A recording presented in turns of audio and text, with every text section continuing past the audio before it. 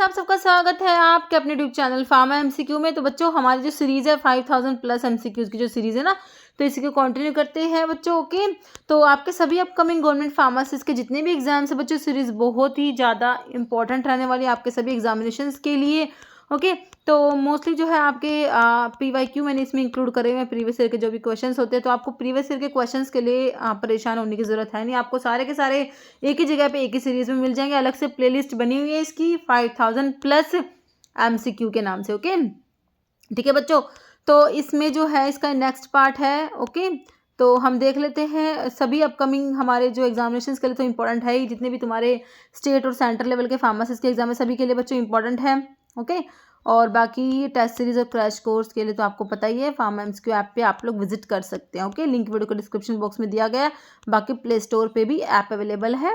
Okay, तो आप जो है वहाँ पे विजिट कर सकते हैं।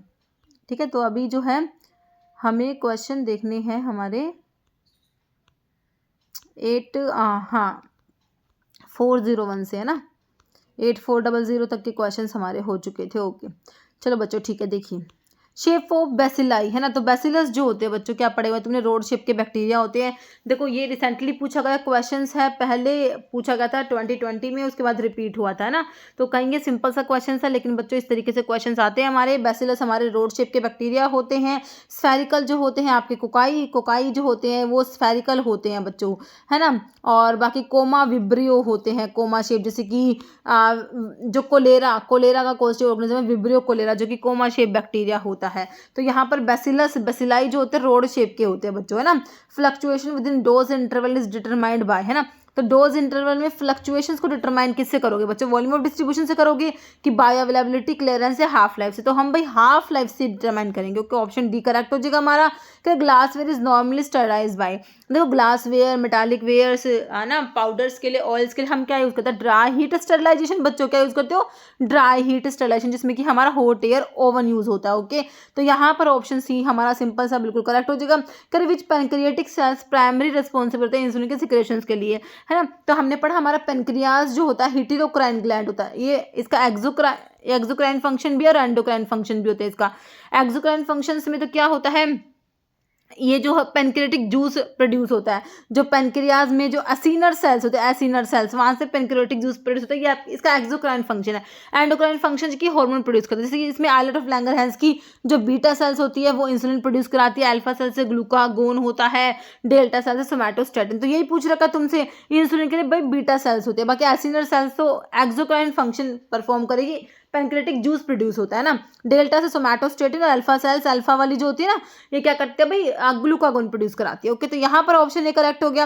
एंटीडोट्स आर यूज, भाई एंटीडोट्स को कहाँ पर यूज करोगे, एंटीडोट्स को भाई पॉइजनिंग में तो यूज करेंगे, है ना। सिंपल सा ऑप्शन ए करेक्ट हो जाएगा। फिर कह रहा है schedule P of drug and cosmetic act refers, schedule P में लाइफ पीरियड ऑफ ड्रग पढ़ा तुमने बच्चों, है ना। तो ऑप्शन ए में तुम्हें दिया हुआ है, पैक साइज के लिए P1 होता है बच्चों, कॉन्ट्रासेप्टिव्स के लिए आर हम लोगों ने पढ़ा है, कॉस्मेटिक्स के लिए एस पढ़ते हैं, डिसइंफेक्टेंट फ्लूइड्स के लिए हमारा शेड्यूल ओ आता है। ओके, तो यहाँ पर हमसे लाइफ पीरियड ऑफ ड्रग पूछा था, मतलब शेड्यूल पी पूछा था, तो लाइफ पीरियड ऑफ ड्रग आ जाएगा। ऑप्शन ए बिल्कुल करेक्ट है। Phenothiazine derivative and class of class 1 से। आप कहेंगे मैडम हमें कैसे पता है कौन सा होगा, लेकिन परेशानी की जरूरत है नहीं। देखो यहाँ पर एंटी अरिदमिक की बात हो रही है, क्लास 1C, है ना। मोरसिजीन, डिल्टाजैम, कैल्शियम चैनल ब्लॉकर, जो कि क्लास 4 में आते हैं, काट दो। मिलरिनोन तो हमारा इसमें आता ही नहीं। डायसोपारामाइड क्लास 1A में, है ना, QPD से मैं तुमको 3 ड्रग याद करा, कोई ने प्रोग्राम में डायसोपारामाइड, तो क्लास 1A में आता है। तो बचा क्या, मोरसिजीन बच्चों, है ना। एंड फ्लीप्रोमोरी से मैंने तुमको 4 ड्रग बताई थी, एनकिनाइड, फ्लिकनाइड, मोरसिजीन, प्रोपाफेन, क्लास 1C में आते हैं। तो यहाँ पर मोरसिजीन हमारा फिनोथायाजिन डेरिवेटिव है बच्चों, है ना। जैसे तुम्हारे फिनोथायाजिन आप एंटीसाइकोटिक ड्रग में जैसे क्लोरप्रोमाजिन पढ़ते हो, है ना, ये तुम्हारी क्या है phenothiazine derivative, but antipsychotic drug में पढ़ा भाई हमने इसे। तो यहाँ पर हमारे जो ड्रग है मोरसिजीन है, इसमें भी फिनोथायाजिन ही रिंग है बच्चों, ध्यान रखना, ठीक है। मोरसिजीन ऑप्शन ए करेक्ट हो गया। Following does not directly cause insulin की डेफिशिएंसी, कोज नहीं कराते भाई, वायरल इन्फेक्शन से हो सकती है भाई इंसुलिन की डेफिशिएंसी, है ना। हेरिडिटरी तो होता ही है कोज। बाकी इनहेंस ग्लूकागोन का सिक्रेशन या फिर डिस्ट्रक्शन बीटा सेल के डिस्ट्रक्शन से भी होता है, लेकिन ग्लूकागोन का सिक्रेशन बढ़ने से बच्चों इंसुलिन की डेफिशिएंसी हो जाएगी, ऐसा तो कुछ नहीं होता है ना। तो ऑप्शन आपका सी हो जाएगा। कह रहे ग्लूकागोन भाई इंसुलिन का अपोजिट काम करता है, इंसुलिन ने ब्लड का ग्लूकोज कम कराना, ग्लूकागोन ज्यादा कराता है। देखो काम करता है अपोजिट, लेकिन ऐसा नहीं होता कि इंसुलिन की ही कमी करा देगा, है ना। तो कह रहे ग्लूकागोन अपना हार्मोन क्या करता है, अपोजिट काम करता है इंसुलिन के, बढ़ाता है ब्लड का sugar level. while high level of glucagon can worsen hyperglycemia, high blood sugar, do not directly destroy pancreas ability to produce insulin या lead to its deficiency। Okay, methylene blue is using parental 4। देखिए methylene blue जो होता है कहाँ पर use करते हो, जब आप एम्पावर्स के लिए लीक टेस्ट परफॉर्म करते हो, जो लीक टेस्ट होता है एम्पावर में, उसमें हम डाई यूज करते हैं। 1% जो है आपका मिथिलिन ब्लू यूज होता है ना। किस कहाँ पर यूज करते हैं भाई इसको, लीक टेस्ट ऑफ एम्पाउल। तो यहाँ पर जो है ऑप्शन ए हो जाएगा, लीक टेस्ट में हम लोग जो है मिथाइलिन ब्लू यूज करते हैं। टर्म कैलिब्रेशन इज यूजफुल, देखो 2 बार एक क्वेश्चन आया है, एनएफएल में आया, उसके बाद ये एमपी के एग्जाम में रिपीट हुआ बच्चों। कैलिब्रेशन देखो इसकी जो आंसर था, इसका आंसर था इक्विपमेंट ओनली। ओके, तो इसका जो है आंसर दोनों ही एग्जाम में ऑप्शन ए था, इक्विपमेंट ओनली, इक्विपमेंट्स के लिए होता है हमारा calibration. Okay, bottle of pertussis causative किसके लिए है, बॉटल ऑफ पर्टूसिस बच्चों पर्टूसिस कोज कराएगा, पर्टूसिस को आप वूपिंग कफ भी कहते हो। ओके, तो ऑप्शन बी हो गया। बाकी लेप्रोसी के लिए माइकोबैक्टीरियम लेप्री होता है, टीबी के लिए माइकोबैक्टीरियम ट्यूबरक्लोसिस होता है, कोलेरा का विब्रियो कोलेरा आपको पता ही है बच्चों, ऑप्शन बी यहाँ पर करेक्ट है। Wool fat is which type of base, है ना। तो भाई एब्जॉर्प्शन बेस में आता है, इमल्शन में हाइड्रोकार्बन की वाटर सोल्यूबल, तो वूल फैट बच्चों आपका एब्जॉर्प्शन बेस में आता है ना। वूल फैट, वूल अल्कोहल आता है। Which one follow is inhalational anaesthetic, तो ये कई बार आता है भाई इनहेलेशनल एनेस्थेटिक में कौन सा है, और जो तुम जनरल एनेस्थेटिक क्लासिफिकेशन पढ़ते हो उसमें इनहेलेशनल्स आते हैं और इंट्रावीनस आते हैं ना। तो इनहेलेशनल्स में गैसेस में नाइट्रस ऑक्साइड आता है, वोलेटाइल लिक्विड्स होता है इसमें, ये हैलोथेन एंड फ्लोरेन ये सब आते हैं बच्चों। तो कीटामिन तो बच्चों इंट्रावीनस है, प्रोपोफोल और थायोपेंटल भी इंट्रावीनस है, बट हमारा हैलोथेन जो है इनहेलेशनल एनेस्थेटिक में आता है बच्चों, ध्यान रखना है। हैलोथेन जो कि मैलिग्नेंट हाइपरथर्मिया भी कोज करा देता है, और इसके लिए ट्रीटमेंट में हम डेंट्रोलिन देते हैं। ओके, तो यहाँ पर जो है ऑप्शन बी करेक्ट है, quinidine is use to treat. देखो इसी एग्जाम में जो ये एमपी का पेपर था 2 बार एक ही क्वेश्चन आया क्विनिडीन वाला, अभी आगे भी आएगा, है ना। क्विनिडीन मैंने बताया था क्लास 1A में हमारे क्यूपीडी से मैं तुमको 3 ड्रग बताती, एंटी अरिथमिक ड्रग के क्लासिफिकेशन की मैं यहाँ पर बात कर रही हूँ बच्चों, ठीक है। तो हमने पढ़ा है भाई सिंकोना में क्विनीन क्विनिडीन होता है, क्विनिडीन आपका एंटी अरिथमिक होता है बच्चों। तो angina, congestive heart failure, hypertension में यूज ना करके तुम इसको एट्रियल फिब्रिलेशन के लिए यूज करोगे, ऑप्शन ए करेक्ट हो जाएगा। Okay, standards for quality management and quality assurance are, तो बताइए इसके लिए आईएसओ कौन सा होगा, 4 दिए हुए तुम्हें, देखो ये भी रिपीट हो रहा है क्वेश्चन हमारा, तो इसके लिए ऑप्शन है आईएसओ 9000 बच्चों आप लोगों का होता है, ठीक है। तो आईएसओ 9000 कह रहे कि ISO 9000 series is set of international standard that provide a framework for quality management system. तो इसमें आईएसओ 9001 होता है specific standard with in the ISO family that outline requirement for quality management system. Okay, और इसमें जो है 22,000 वाला food safety इसके लिए है, 10,000 वाला देखो गाइडलाइन फॉर कस्टमर सेटिस्फेक्शन के लिए, 19011 वाला हमारा ऑडिटिंग मैनेजमेंट सिस्टम, है ना। फिर आपके जो है ये लिखे हुए हैं। ओके, तो एनवायरनमेंट के लिए 14,000 वाला होता है, रिस्क मैनेजमेंट के लिए ये वाला, ये सब ध्यान रखना थोड़े से। Okay, use of monoclonal antibodies is, monoclonal antibodies का यूज क्या है भाई, इम्यूनोथेरेपी में, gene therapy, blood transfusion, organ transfusion. तो ये इम्यूनोथेरेपी में बच्चों इनका रोल होता है, ऑप्शन ए करेक्ट हो जाएगा। मोनोक्लोनल एंटीबॉडीज जो होते हैं लेबोरेटरी प्रोड्यूस प्रोटीन होते हैं that mimic the natural antibody produce by immune system, है ना। That design to specifically target and bind to antigen, से भाई बाइंड करेंगे, हेल्प करते हैं इम्यून सिस्टम को फाइट डिजीज जैसे कि कैंसर हो गया, ऑटोइम्यून डिसऑर्डर्स हो गए, इन्फेक्शन हो गए। क्यों, क्योंकि they have the immune system recognize and destroy harmful cells, they're classified as a form of immunotherapy. Okay, noxious and unintended effect of drug occurring in normal dose, भाई normal dose में तुम्हें effect देखने को मिला, noxious और unintended effect. तो भाई हमारे एडीआर है, क्या है भाई, तुम्हारे एडवर्स ड्रग रिएक्शन की डेफिनेशन ही ये होती है। ओके, ये क्वेश्चन भी कई एग्जाम में रिपीट हुआ बच्चों के।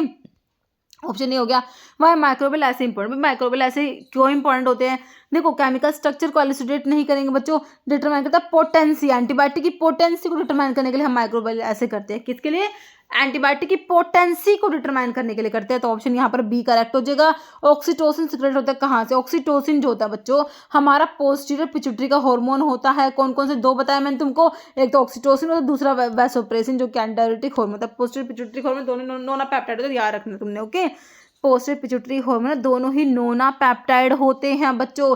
यहाँ से हमसे जनरली पूछा हुआ है, पिट्यूटरी ही दिया हुआ है, एंटीरियर पोस्टीरियर दिया भी नहीं हुआ है ना। तो यहाँ पर सिंपल सा आपका ऑप्शन ए पिट्यूटरी हो गया। According to drug and magic remedies act जो है ऑब्जेक्शन एडवर्टीजमेंट एक्ट 1954 का, following class of advertisement are prohibited है बच्चों, एक को छोड़ के, एक्सेप्ट जरूर देख लेना है ना, सारी प्रोहिबिटेड है एक को छोड़ के।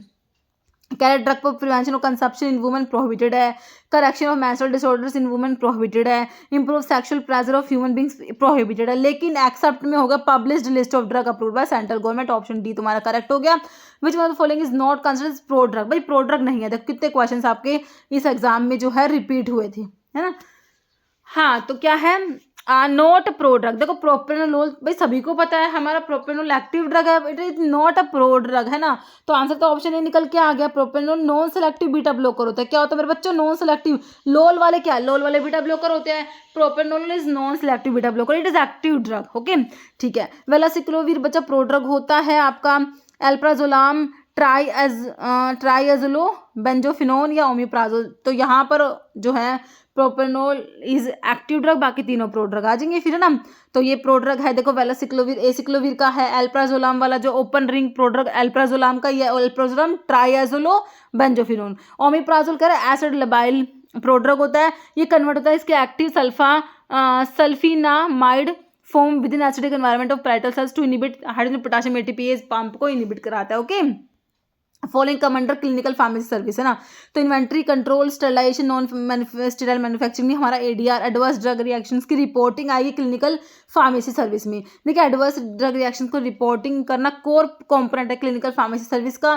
क्लिनिकल फार्मेसी जो होता है इसमें फोकस होता है patient oriented care rather than हमारा प्रोडक्ट ओरिएंटेड नहीं होता, इसमें पेशेंट ओरिएंटेड होता है ना। तो इसमें क्या क्या आता है बच्चे, फार्माकोल विजिलेंस आता है कि भाई आइडेंटिफाई, मॉनिटर करना, इवैल्यूएट करना एडवर्स ड्रग रिएक्शंस को to ensure patient safety. Medication therapy management बच्चों इसमें आता है, रिव्यू करना पेशेंट का medication chart to resolve dose related problem, है ना। ड्रग इन्फॉर्मेशन सर्विस आता है, प्रोवाइड करना unbiased evidence based information to health care professionals. Okay कह रहा सीमेंटम इज प्रेजेंट, भाई सीमेंटम कहाँ होता है, कह रहा ओरल टिश्यूज में होता है, टीथ इनसाइड गम, टीथ आउटसाइड गम या इनसाइड गम में टंग। तो सीमेंटम जो होता है बच्चों ये हमारा होता है टीथ, जो इनसाइड गम के अंदर जो टीथ होता है वहां पर प्रेजेंट है आपका सीमेंटम। स्पेशलाइज कैल्सिफाइड जो आपका क्या है ये सब्सटेंस होता है, कवर करता है root of a teeth. Okay फिर कह रहे हैं molecules excited to electronic state, है ना। ये मॉलिक्यूल जो है इलेक्ट्रॉनिक स्टेट में एक्साइट हो गए हैं रैपिडली। देखो मॉलिक्यूल जो है एक्साइटेड स्टेट में क्या है, एक्साइटेड हुए टू इलेक्ट्रॉनिक स्टेट में गए, कह रहे रैपिडली ने लूज कर दिया एक्सेस एनर्जी को, रिलैक्स होके आगे ग्राउंड स्टेट में ऑफ दैट इलेक्ट्रॉनिक स्टेट, उस इलेक्ट्रॉनिक स्टेट की ना, उसी स्टेट की ग्राउंड स्टेट में आगे। आप कह रहे दिस नॉन रेडिएशनल प्रोसेस को क्या कहोगे, एब्जॉर्प्शन है भाई, वाइब्रेशनल रिलैक्सेशन, फ्लोरेसेंस, फॉस्फोरेसेंस। बच्चों इसे बोलेगा आप वाइब्रेशनल रिलैक्सेशन आप कहोगे, ऑप्शन बी। कह रहा molecule promote to excited electronic state often end up in a high energy vibration level within that state. This process rapidly losing this excess vibration energy to reach the lowest vibration level, ground level of that or the same electronic state. इसे हम vibration relaxation कहते हैं। Non radiational process होते हैं क्योंकि energy is typically dissipated as heat through collision with surrounding solvent molecule rather than being emitted as light. Okay फिर absorption का मतलब होता है कि भाई इनिशियल प्रोसेस जब एक मॉलिक्यूल गेन करता है energy by taking in a photon to move from ground से एक्साइटेड स्टेट पे जाता है ना। फिर कह रहे हैं कि फ्लोरेसेंस एक रेडिएटिव प्रोसेस होती है, ऐसे ही फॉस्फोरेसेंस भी रेडिएटिव प्रोसेस होती है। इसमें फ्लोरेसेंस में कह रहे हैं involve the emission of photon as a molecule transition from the lowest vibration level to excited singlet state back to ground electronic state. और जो फॉस्फोरेसेंस है बच्चों ये भी रेडिएटिव प्रोसेस है, occur much more slowly and involve a change in electronic spin transition from a triplet excited state to singlet ground state. Okay next हमारा question देखिए बच्चों, फॉलोइंग पोलियोस जो कि ह्यूमैक्टेंट होते हैं क्रीम्स में, ह्यूमैक्टेंट जो होते हैं ना बच्चों ये मॉइस्चर को रिटेन करके रखते हैं, आपके क्रीम को ड्राई नहीं होने देते ना। तो ये OH ग्रुप कंटेनिंग सब्सटेंस जैसे कि आपका ग्लिसरॉल होता है, ग्लिसरीन आता है बच्चों, प्रोपाइलिन ग्लाइकोल, सॉर्बिटल 70%, देखो तीनों ही आपके ह्यूमैक्टेंट है बच्चों, ऑप्शन डी हो जाएगा, इसलिए हमारा ओल हो जाएगा। फिर which occupational exposure can cause lung और स्किन का कैंसर करा देगा, भाई आपको क्रोमियम करा देगा, लेड, मरकरी या बेंजीन, तो भाई क्रोमियम का एक्सपोजर हमें करा देगा लंग और स्किन के कैंसर। कह रहे occupational exposure to chromium specifically in its hexavalent form well established cause होता है बोथ लंग कैंसर का, well skin cancer including skin ulcerations and potentially skin cancer, while it is most strongly associated with lung, nasal and sinus cancer. It is also cause significant dermal toxicity भी करा देगा बच्चों, and has been linked to increase cancer incidence in multiple organs including the skin. Okay, Parsons test is used for, भाई Parsons test किसके लिए होता है? Parental formulations के लिए, सेमी सॉलिड्स के लिए, लिक्विड के लिए, एरोसोल्स के लिए। भाई हमारे पेरेंटल्स के लिए होता है। सिंपल सा क्वेश्चन, ऑप्शन नहीं, तुम्हारा आंसर हो जाएगा। Parsons टेस्ट में रैबिट यूज होता है। ये क्वेश्चन भी कई बार एग्जाम में बना है, क्या यूज होगा? रैबिट। ओके ठीक है, चलो नेक्स्ट है success of green revolution is due to, कह रहा है use of only fertiliser, use of only pesticide, funding from India, development of dwarf variety. तो ये ऑप्शन डी आ जाएगी इसमें, डेवलपमेंट ऑफ ड्वार्फ वैरायटीज बच्चों, option D. Okay, iron component किसका है भाई? आयरन कहाँ होता है? Haemoglobin, lymph, pancreatic, gastric juice. तो हमारा हीमोग्लोबिन का कंपोनेंट हो जाएगा, ऑप्शन ए हो जाएगा, है ना। Following is laughing gas, N2 nitrous oxide होता है भाई, इससे सिंपल क्या ही होगा? नाइट्रस ऑक्साइड, ऑप्शन ए हो जाएगा। लाफिंग गैस होता है। फंक्शन एंटी डायरेटिक हार्मोन का, तो मैंने तुमको बताया पोस्टीरियर पिट्यूटरी के दो हार्मोन, एक तो ऑक्सीटोसिन, दूसरा वैसोप्रेसिन, जो कि एंटी डायरेटिक हार्मोन होता है। एंटी डायरेटिक हार्मोन बच्चों इसकी कमी हो जाती है तो आपने क्या पढ़ा है? डायबिटीज इंसिपिडस हो जाता है ना। तो ये क्या करता है बच्चों? हमारा anti diuretic hormone water balance जो होता है, किडनी जो उसमें जो वाटर बैलेंस को रेगुलेट करके रखता है बच्चों के। बाकी ग्लूकोज के लेवल को रेगुलेट करने के लिए हमारा इंसुलिन होता है, मेंटेन हीमोग्लोबिन लेवल या फिर प्रोडक्शन ऑफ मेलानिन। तो यहाँ पर हो जाएगा रेगुलेट करेगा water balance by the kidney. करें warm temperature storage condition explained in IP and USP ranges from. तो वार्म टेम्परेचर कितना होता है बच्चों तुमने बताना है।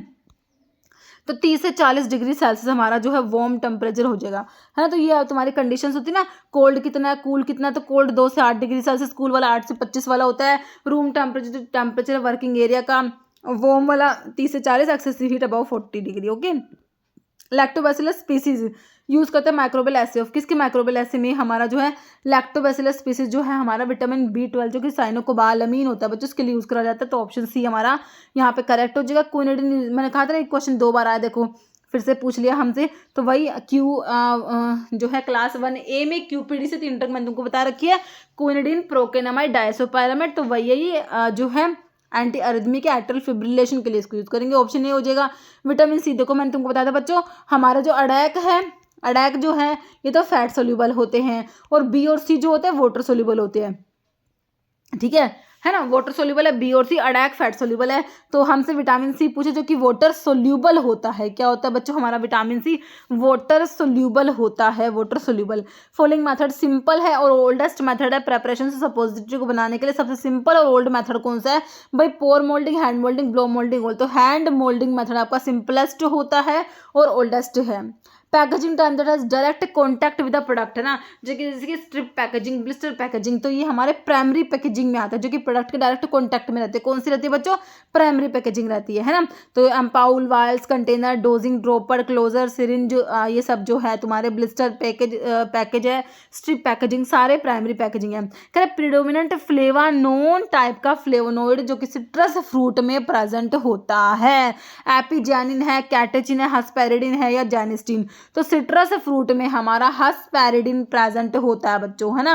तो नायरिनजिन जो है ये डोमिनेंट फ्लेवोनोइड ग्रेप फ्रूट में होता है, और हिस्पेरिडिन जो होता है ये आपका फ्लेवानोन है सिट्रस फ्रूट में, जैसे कि आपका ऑरेंज हो गया, इन सब में प्रेजेंट है। अब प्रीडोमिनेंट फ्लेवानोन टाइप का फ्लेवोनोइड जो ग्रेप फ्रूट, तो बताया नायरिनजिन जो होता है, नायरिनजेनिन जो होता है, ये होता है क्या?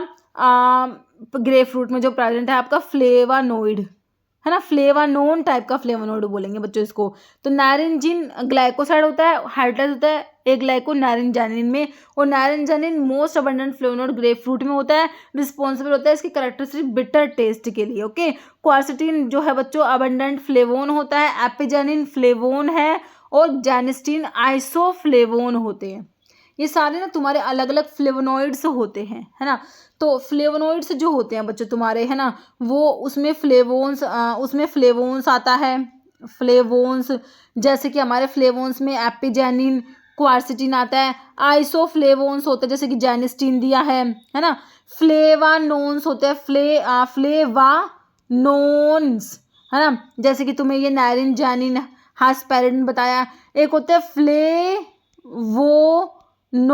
होते हैं, है ना। तो ये अलग अलग होते हैं, ठीक है। नेक्स्ट है markers are dash markers are the constituent that contribute to therapeutic activity को कंट्रीब्यूट करते हैं। एनालिटिकल होते हैं, एक्टिव नेगेटिव की फैंटोम। तो बच्चों ये एक्टिव मार्कर्स होते हैं। कौन से होते हैं? कह रहे एक्टिव मार्कर होते हैं जो कंट्रीब्यूट करते हैं थेरेप्यूटिक एक्टिविटी के लिए। कह रहे एनालिटिकल मार्कर कॉन्स्टिट्यूएंट्स या ग्रुप ऑफ कॉन्स्टिट्यूएंट्स दैट सर्व किसके लिए? एनालिटिकल पर्पस के लिए। और तुम्हारा जो एक्टिव मार्कर्स होते हैं ये constituent group of constituent which are generally acceptable to contribute to therapeutic activity. Okay, कह रहे बिलो एग्जाम्पल है क्लास 1 रेजिडुअल सोलवेंट है ना। रेजिडुअल सोलवेंट्स हमने क्लास 1 2 3 देखे थे। क्लास 1 वाले ना बहुत ही ज्यादा टॉक्सिक होते हैं बच्चों, है ना, तो इनको हम यूज करते ही नहीं, अवॉइड ही करते हैं। बहुत ही कोई मतलब कि स्पेशली केस है कि भाई इनके बिना काम चल ही नहीं रहा, तो अभी कुछ हमारे लिमिट्स होते हैं, बस इतने ही लिमिट्स तक हमको इनको यूज करना होता है। तो क्या class 1 residual solvents which need to be avoided in manufacturing and processing of herbal preparation, है ना, तो इनको अवॉइड करते हैं। तो कौन से है क्लास 1 में? मिथेनॉल है, बेंजीन है, हेक्सीन है, इथेनॉल। तो इसमें आपका बेंजीन आता है बच्चों क्लास 1 में। कौन सा आता है? बेंजीन, है ना। तो कह रहे क्लास 1 रेजिडुअल सॉल्वेंट्स होते हैं ये क्या कहते हैं? Known to cause unacceptable toxicities and should be avoided in the manufacture of active pharmaceutical substance excipients and medicinal product. However if their use is unavoidable, मतलब इनका यूज को आप अवॉइड कर ही नहीं सकते, मतलब करना ही है यूज, तो इनका एक रिस्ट्रिक्टेड कंसंट्रेशन में इनको यूज करते हैं, है ना।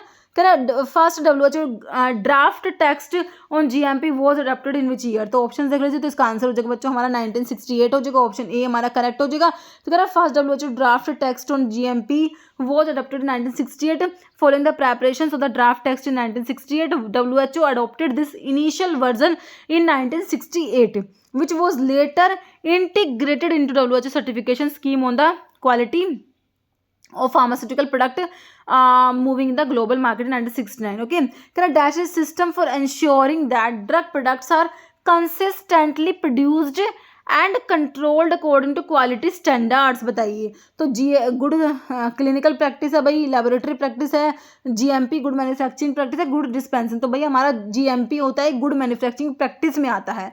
तो GMP is a system for ensuring that drug product are consistently produced and controlled according to quality standards बच्चों के। तो यही लिखा हुआ है यहाँ पर। कह रहा under the drug and cosmetic 1940 CDSCO की बात हो रही है बच्चों, central drug standard control organisation. Responsible किसके लिए? बस CDSCO किसके लिए रिस्पॉन्सिबल है ना। तो देखिए regulations of drug manufacturing, approve करना न्यू ड्रग को, रेगुलेट करना ड्रग की सेल है, रेगुलेट करना ड्रग का डिस्ट्रीब्यूशन। तो भाई अप्रूवल के लिए, न्यू ड्रग के अप्रूवल के लिए हमारा CDSCO रिस्पॉन्सिबल होता है बच्चों। Drug specified in which schedule shall be sold और offered for sale unless it has been sealed in a previously sterilised container, है ना। स्टरलाइज कंटेनर में बच्चों सील करना, तो बता दो किसकी बात हो रही? तुम्हारे क्या है, ये बायोलॉजिकल स्पेशल प्रोडक्ट्स हैं। तो इसके लिए देखो ए से तो हमने शेड्यूल ए से एप्लीकेशन, बी से फीस याद किया था, सी में बायोलॉजिकल और स्पेशल प्रोडक्ट्स थे and list of minimum equipment for the efficient running of pharmacy बच्चों। तो यहाँ पर ऑप्शन सी आ गया तुम्हारा शेड्यूल सी। कह रहे ड्रग स्पेसिफाइड शेड्यूल सी में जो बायोलॉजिकल स्पेशल प्रोडक्ट्स होते हैं under the drug and cosmetic rules 1945 must be sold और offered for sale only if they are sealed in a previously sterilized container usually made of glass or another approved material, है ना। Schedule सी में आपके biological special जैसे serum हो गया, vaccine हो गया, इंसुलिन हो गया, which require specialised sterile packaging to maintain potency and sterility. और C1 भी बच्चों बायोलॉजिकल प्रिपरेशंस के लिए ही होता है। सी में आपके पेरेंटल्स आते हैं, C1 में आपके नॉन पेरेंटल्स आते हैं ना, ठीक है। बाकी एंड तो आपको पता ही है मिनिमम इक्विपमेंट वाला। Sir according to drug and cosmetic act 1940 drug listed in which schedule are exempted from provision related to imports exemptions के लिए मैंने आपको शेड्यूल डी बताया था बच्चों, है ना। तो ए से एप्लीकेशन, बी से फीस, वाई में क्लिनिकल ट्रायल आता है, तो बच्चा क्या ऑप्शन सी शेड्यूल डी हो जाएगा। Drug exempted from certain provision applicable to import. Okay, according to drug and cosmetic 1940 which of the following category drug is prohibited from import into India. India में import होने से prohibited है बच्चों। Drug information, bulk drug, active pharmaceutical ingredient या फिर spurious. भाई spurious drug हो जाएगी तुम्हारी, ऑप्शन डी करेक्ट हो जाएगा। Schedule M2 of drug and cosmetic 1940 deals with the requirement of factory premises for manufacturing of. तो M1 M2 M3 तुमने पढ़े हैं, M1 M2 और M3, है ना। HCM से बता रखा है तुमको होम्योपैथिक के लिए जो है M1, कॉस्मेटिक्स के लिए M2, मेडिकल डिवाइसेस के लिए M3। तो यहाँ पर M2 पूछे तो कॉस्मेटिक प्रोडक्ट्स हो गया, जो कि तुम्हारा ऑप्शन बी करेक्ट हो गया बच्चों। Which schedule of drug and cosmetic act 1940 contain the fees structure for drug testing analysis in government run labs, है ना। ए से एप्लीकेशन बताया था, बी से फीस बताया था। एम में जीएमपी आता ही है, एम में क्या आता है, जीएमपी आता है, और वाई में क्लिनिकल ट्रायल्स आता है। ओके बच्चों, below are main objective of pharmaceutical policy 2002 except, है ना, सारे के सारे कह रहे कि मेन ऑब्जेक्टिव है फार्मास्यूटिकल पॉलिसी के, ओके, है ना, क्या कह रहे हैं, main objective pharmaceutical policy 2002 except, एक को छोड़ के, है ना। तो बच्चों इसका ऑप्शन ए तो ये है ना, ये हो गया बी, ये सी हो गए, पूरा ऐसे ही है, थोड़ा सा क्वेश्चन में बाकी देखो ना, कह रहे एक्सेप्ट पूछा है तो इंश्योर करना abundant availability drug eight reasonable price सही है, indigenous cost effective production of drug भी सही है, encouraging R&D in the pharmaceutical sector भी सही है, लेकिन एनकरेज करना इम्पोर्ट ऑफ इसेंशियल ड्रग, तो ये एक्सेप्ट में आ जाएगा बच्चों। यहाँ पर आपका आंसर हो गया ऑप्शन डी, जो कि तुम्हें पूछा हुआ था। सारे ऑब्जेक्टिव है फार्मास्यूटिकल पॉलिसी 2002 के, एक को छोड़ के, तो ऑप्शन डी को छोड़ के बाकी तीनों आपके ऑब्जेक्टिव है बच्चों, ठीक है। तो इतने ये हमारा ऑप्शन डी आंसर हो जाएगा। ओके बच्चों, ठीक है, तो इतने क्वेश्चंस थे आज की वीडियो में बच्चों, मिलते हैं आप लोगों से नेक्स्ट वीडियो में। Okay, thank you so much.